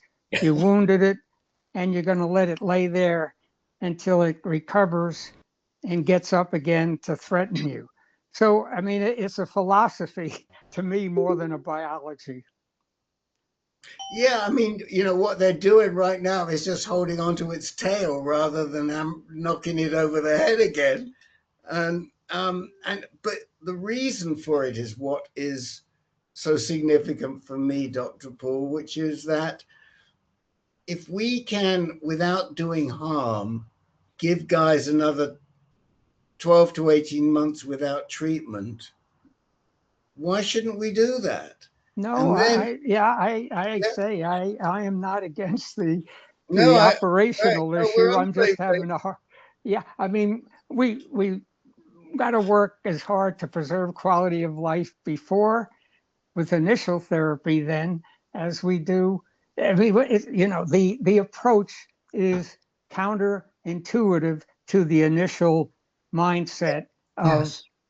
and that's just the balance that sometimes is a little, as I told them as a treating surgeon, that's a tough reconsideration from what I said initially, that you should have either by radiation or surgery this thing treated. Now we're saying it's come back, and we've been taught that there are a bunch of clones, and the ones that are more malignant will escape, and these have, and now we're kind of laying back. I'm 100% in agreement to preserve quality of life as long as you can, but that balance just doesn't compute. Okay, I am gonna, I appreciate that thought very I'm much. sorry for taking too long. I am gonna bring us back because I got 5 guys in 20 minutes. Steve Rue, could you get in a word edgewise, and then I'll go on to my list. Yeah, just real fast. I just took a quick look at the chart that I copied about the proposed management for considering that trial for doubling time based on PSMA scan results. And it's that what it says exactly is if there's only a few PSMA findings and the doublet time is less than 3 to 6 months, then that's a good candidate for considering that clinical trial. So I just wanted to throw that out there. Less than 3 to 6 months? That's what it says, PSA DT less than 3 to 6 months. Yeah, all right, I forgot that. Yeah, Steve, while you have the floor, Steve, would you like to just bring up what you were going to bring up anyway? And yes, I can do that. This, you know, I mentioned this before about the Natera study thing that I got involved with, and basically the results came back, and for the ctDNA for circulating DNA from the primary tumor biopsy, there's 0 DNA was found in my system to match to that original tumor. So they're saying 0 cancer DNA in my system. So I think that's ecstatic good news, and for me it is anyway. I mean, PSA tests are one thing, but being able to affirmatively think to myself, okay, I mean, my PSA level is still right now is pretty much it is undetectable last test. But being able to think of it in terms of looking at actual DNA and being told that, yeah, you don't have any of that cancer DNA in your system, 0. And when that sample was taken, Steve, you had a non-detectable PSA, right? Correct. And then I stopped taking the ADT. Yeah, you're off now. 30 days later, I got a blood test.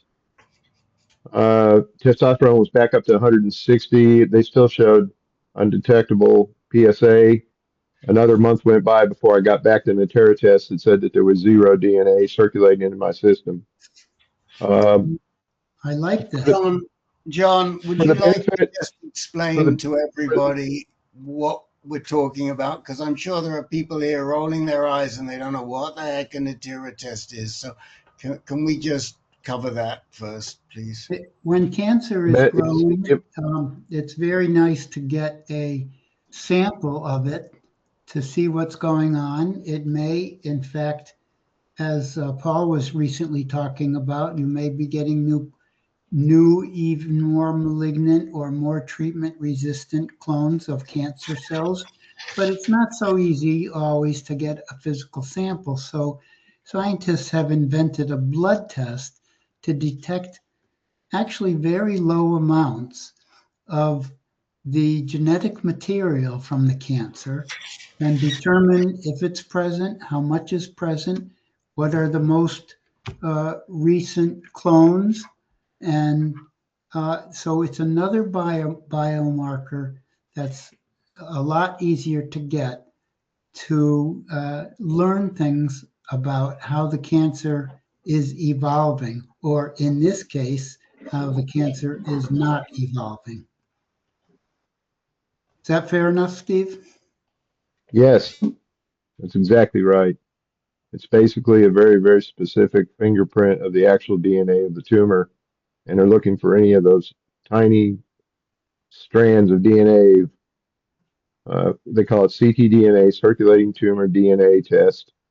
It is not FDA approved right now for prostate, but I'm in a trial that's trying to fast track their approval for FDA approval for prostate. They are approved for other types of cancer, but at this date today, they're not fully approved by the FDA now. Yeah, I think there's a common test for breast cancer from the same company, right? Yes, and other cancers, uterine cancer, and a couple of others, lung cancer too, I believe.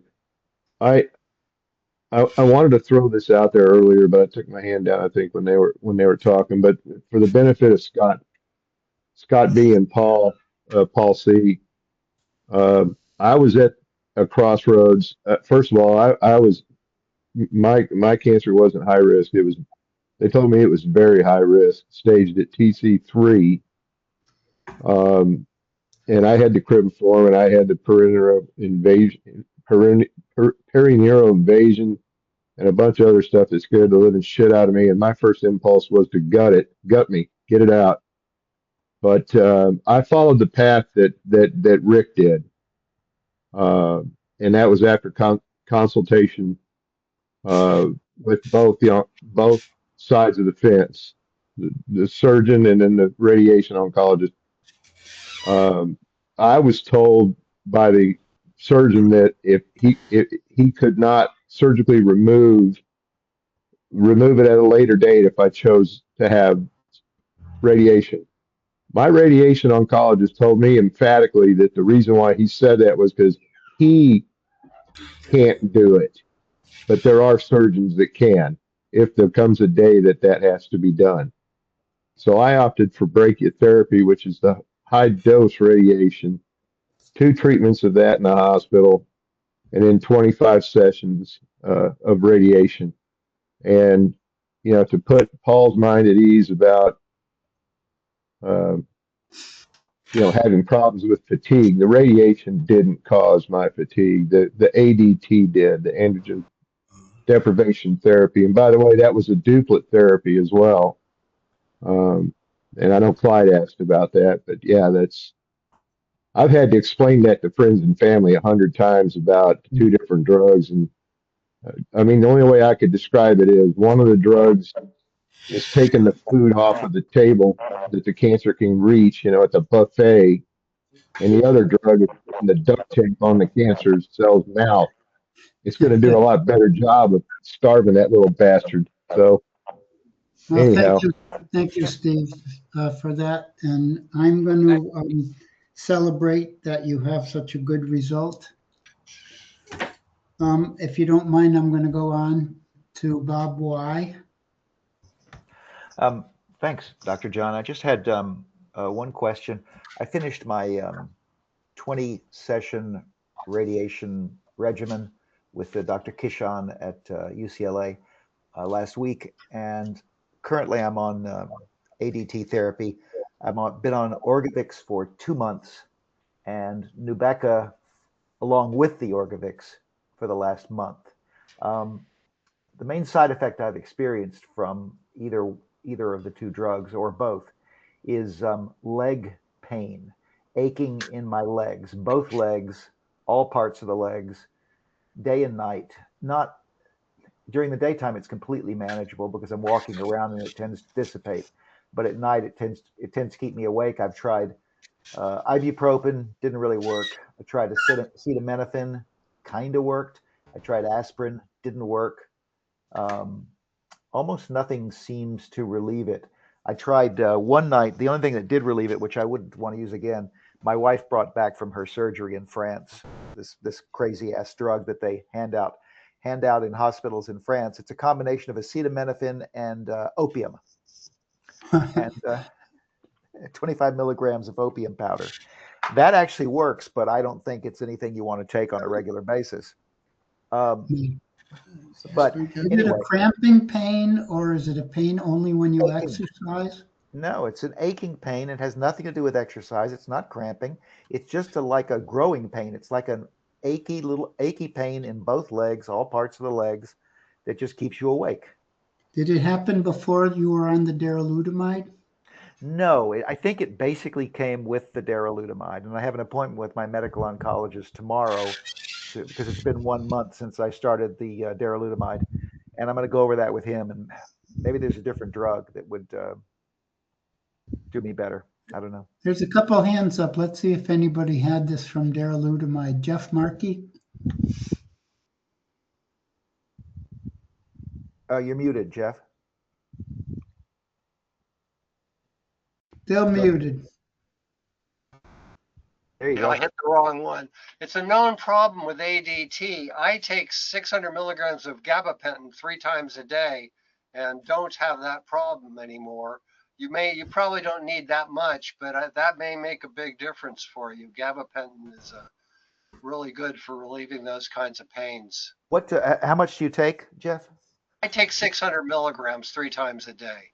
But 600 you might milligrams find times 100 3. or 200 would work for you. I've been on it for a long time, and I moved up to 600. I had problems because of my bad knees, but every time I taper off, I start to ache a little bit, so I put it back on once I hit about 400 or 300. Just something to talk to your doctor. No, I will. If it weren't for the loss of sleep, I would just grit my teeth and deal with it. But it keeps me awake at night. Jim? So, question for you. How much do you drink, and hydration wise? Oh, good question. I drink basically, I've cut back on wine. I used to drink 2 or 3 glasses a day. I now drink basically one glass, love wine. 1 glass I'm talking about water. Water. H2O. Just H2O. Okay. I drink a fair amount and I pee a whole bunch too. Well, a fair amount, like what? 3 or 4 glasses a day. I think the recommendation is up around 70 to 80 ounces. Okay, that's like 2 quarts. 2 quarts Yes, a day. It is. Okay, that's a lot more. It is a Okay. lot. Anyway, I had the pain, leg pain at the time. I don't drink enough, especially at night. Of course, you go, well, I have to get up to pee. Well, I would rather sleep and then get up and go back to sleep. So just try it. Yeah. My problem is once I tend to wake up in the middle of the night, then I'm awake for a couple of hours. So. Yeah. Dr. John, this one's right in your wheelhouse. Come on. What thoughts do you have? I want to hear what his doctor says. I actually did write an invitation one time to this group, but I think it was more about leg cramping pain than this kind of pain. And if I see something that's closely associated with a drug, my first tendency is not to add another drug, but to get rid of the possible offending agent. Len? I just did a quick AI search, and all 3 of the lutamides can cause leg pain. Daro, Enza, and Appa, all 3. But it doesn't necessarily mean that if one causes it, another also will. Is that correct, Len, pharmacologically? Yeah, that's true. Everybody responds differently. Yeah. Okay, I'm gonna Okay, that's great. Thanks. move on. Tell us what the doctor said. David, I got you next. Thank you, Dr. Jones. Just a quick update, just as a quick review from September 23 to June of 25, I was on a drug holiday. Had a couple of mets on my ribs, one on my rib, one on a pelvis, on my pelvis. Got back on DARA in June of 25, and it never came down to 0. The lowest number it came down to was like 0.3.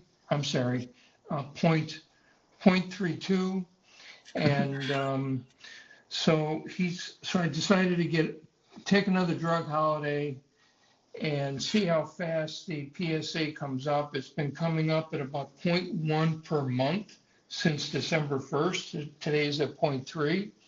I spoke to Schmulowitz last week, and he says, when you come back to Chicago first week in May, we'll do a PET scan, we'll do a PSMA PET scan. So he said, just hang out like you normally do.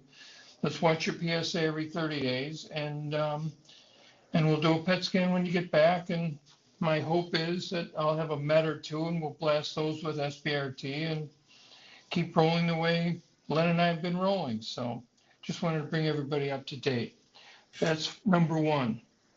What was the PSA again, David? Last PSA was 0.3. Okay. Thanks. And it's going up about in the month before that it was 0.2, and the month before that it was 0.09.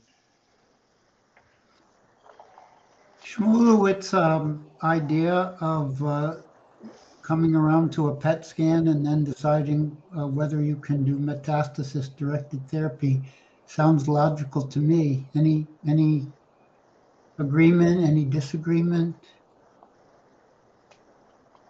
I agree. Is everybody comfortable with May for the next? I mean, essentially, to me, this fits right into the pattern of that playing the long game, and what they're really looking at. And I don't know. Have you calculated your doubling time right now, David?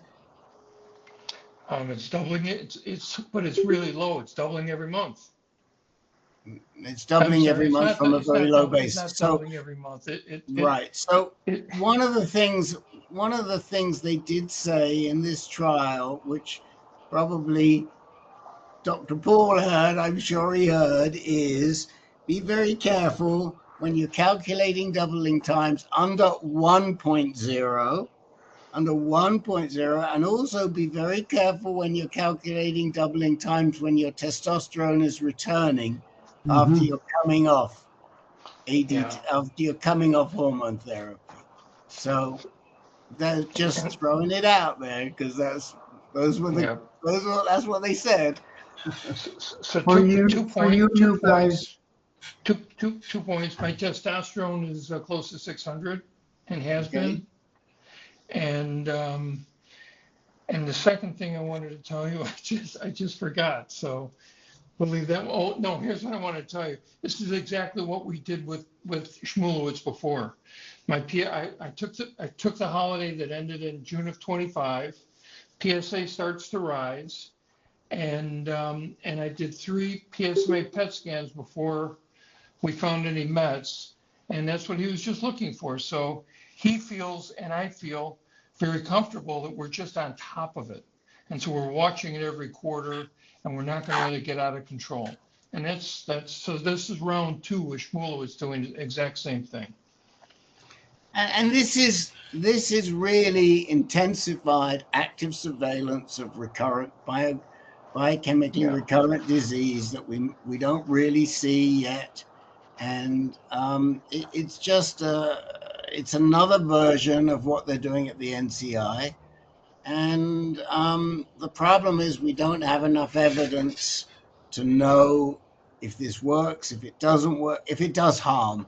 We don't have enough evidence to know, does it do harm to wait like this? The NCI thinks If you're doubling slower than you are, it doesn't do harm. With yours, they may say, oh, we got to jump in. Dr. Schmulowitz, who's a great doc and who we love, he feels comfortable that it does no harm. And why not take another 3 months in this situation? And then we'll catch it when we come back. This is all about confidence in your doc and their experience.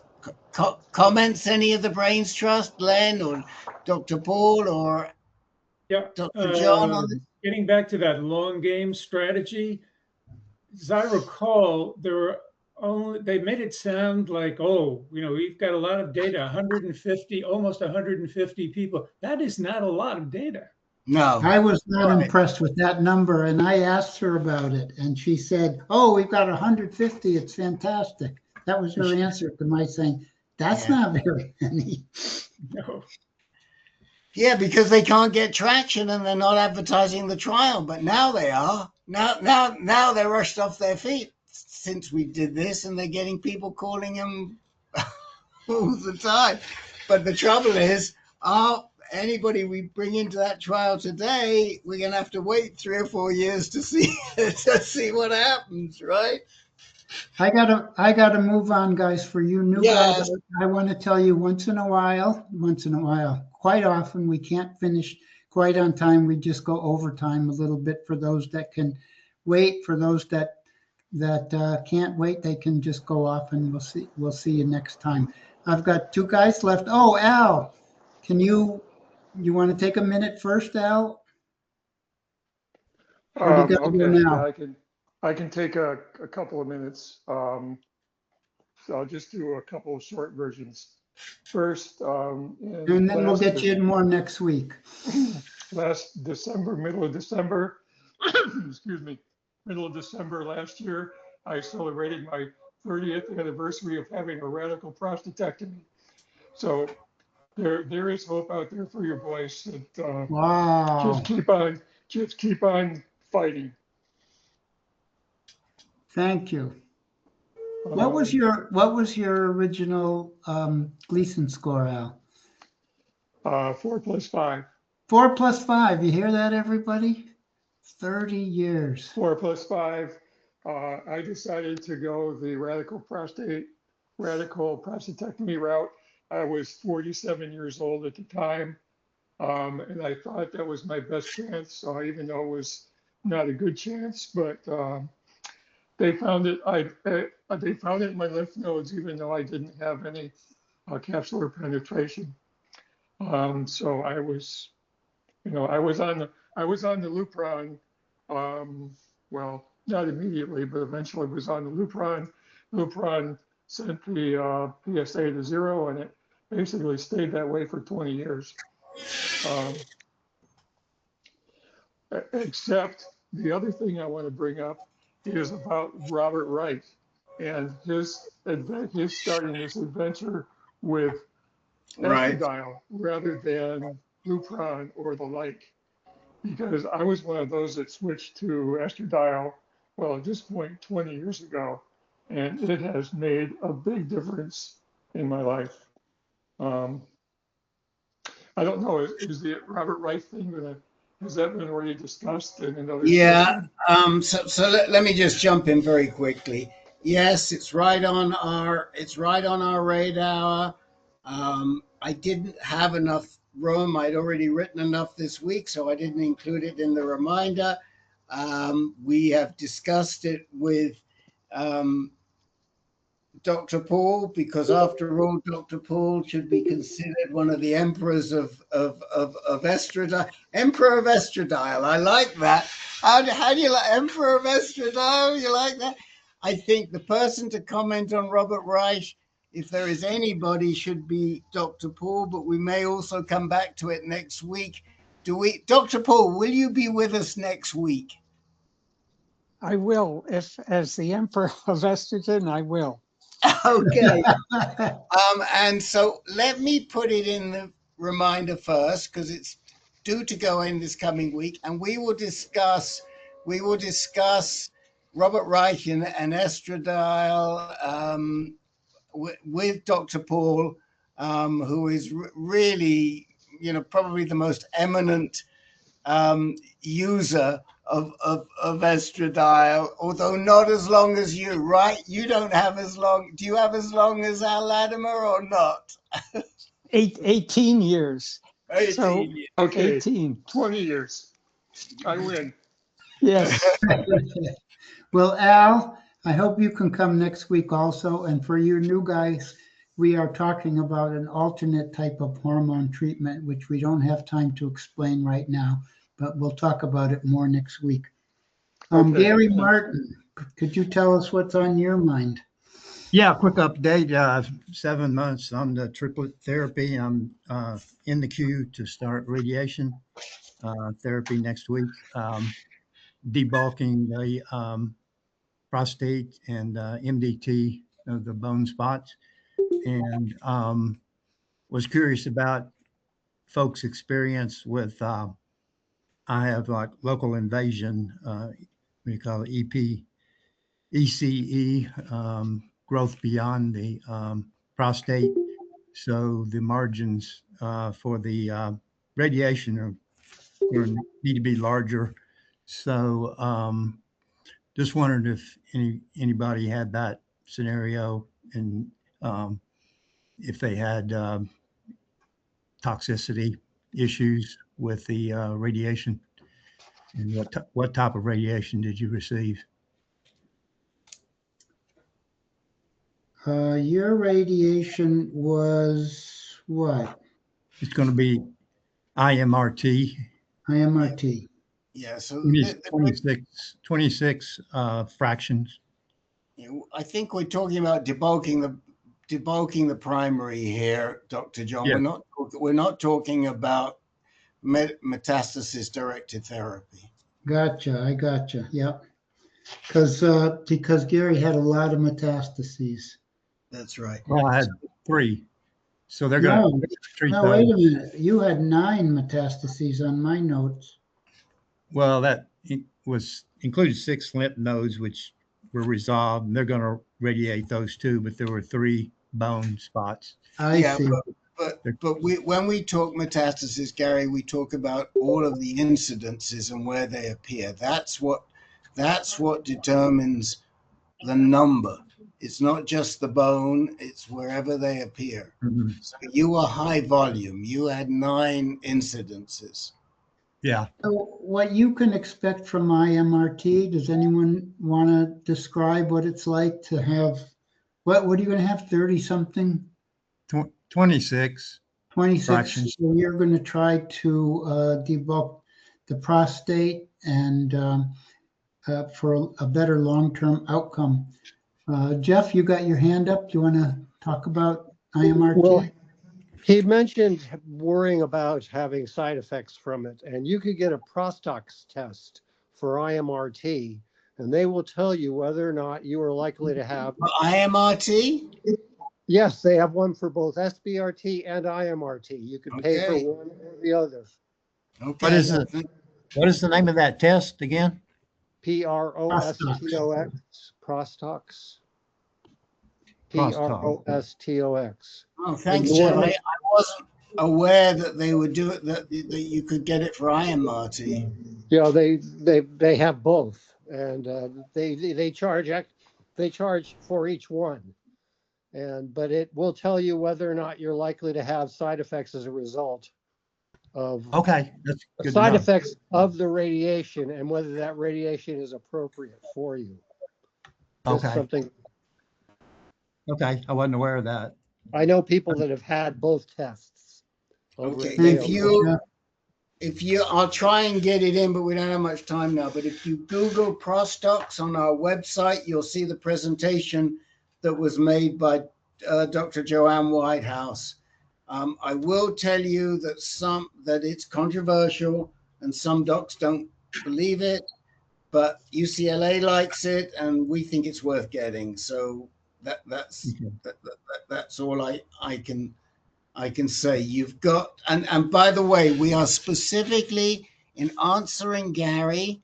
we are specifically talking about radiation that was used to debulk the primary. We're not talking about radiation to metastases.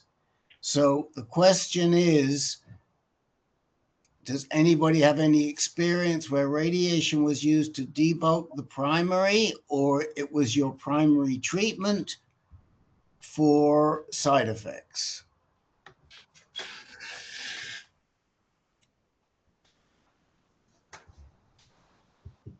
I guess everybody here who has had EBRT or IMRT has had it for their early in their treatment course and not as a debulking strategy. I don't see why it shouldn't be. I don't see why it should be much different though. Len, can you contribute?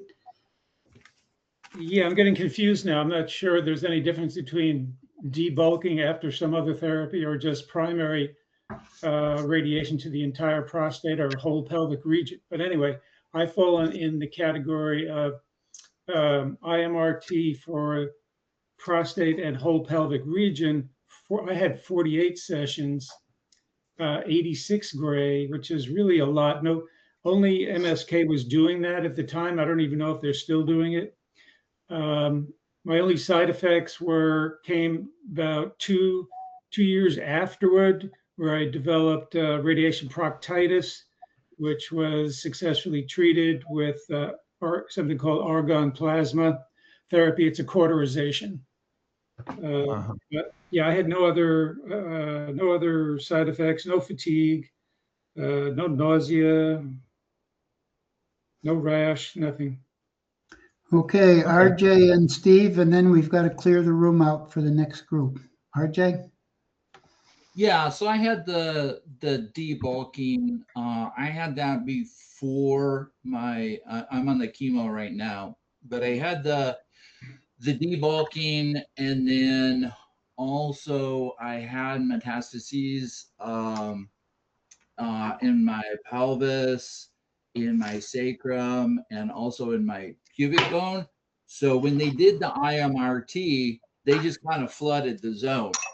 And so it was both a debulking as well as they were kind of like, well, we'll also spread out and do the entire pelvic bed, and we'll also get several of those metastases.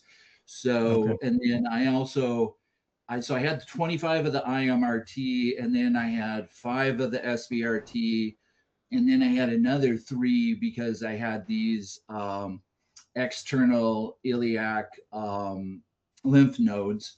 So they also did SBRT for debulking in conjunction with that IMRT. And so I will say on that Prostox, I also did that, and my Prostox came back that I wasn't at high risk for the side effects. Those, what it tests for is the side effects for urinary, not so much the rectal proctitis. So, and you can get that. I forget what the padding is between your prostate and your rectum, but I asked about that, and the doctor said no, like we're doing everything, so that's not actually going to help you, and he didn't want to do that anyway, so I didn't get that. So I did get proctitis at the end of the IMRT, and so I had that during the SBRT. I would say for me it was pretty manageable. It's a little bit disconcerting that you have blood that shows up in the toilet, but it is a little bit painful.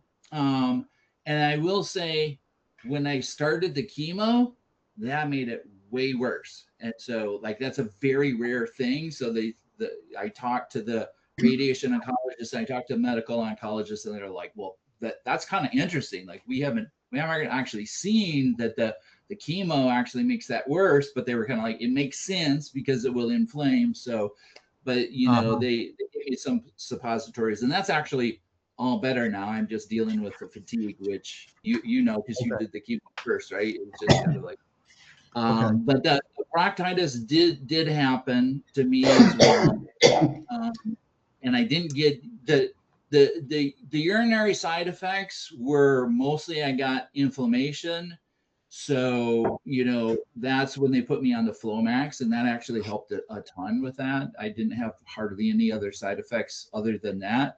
So I would say the side effects were there for me because I had a whole ton of radiation, but they were manageable. And then also I didn't get like the cystitis. And I would say that, that Prostox is worth it. Like you can even get like a combo deal.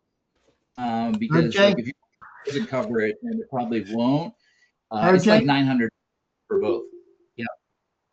Okay, got to cut you off. Sorry, Steve. Okay. Quick last Thank word, you. and then we got to empty the room. Yes, I did have radiation about 4 years after my diagnosis.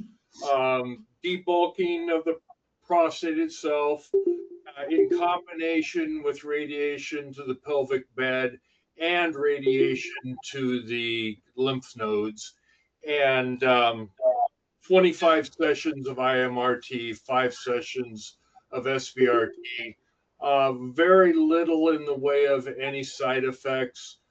2 minor incidents of some blood in my urine, but it didn't last at all. And so far, at least, no prostate type. No other issues coming on yet. Okay, guys, thank you all very much for coming. I hope this was Dr. helpful. John, And I look forward to seeing you next week. Rick, go ahead, your last word. John, do you have anybody, not last word, anybody that you didn't get to talk to? Nope. Great job. In that case, look, Luther just came in and we're closing. Bruce Shrimp just came in and we're closing. Guys, this is a Tuesday. And a Tuesday we start early. Remember? So we are closing.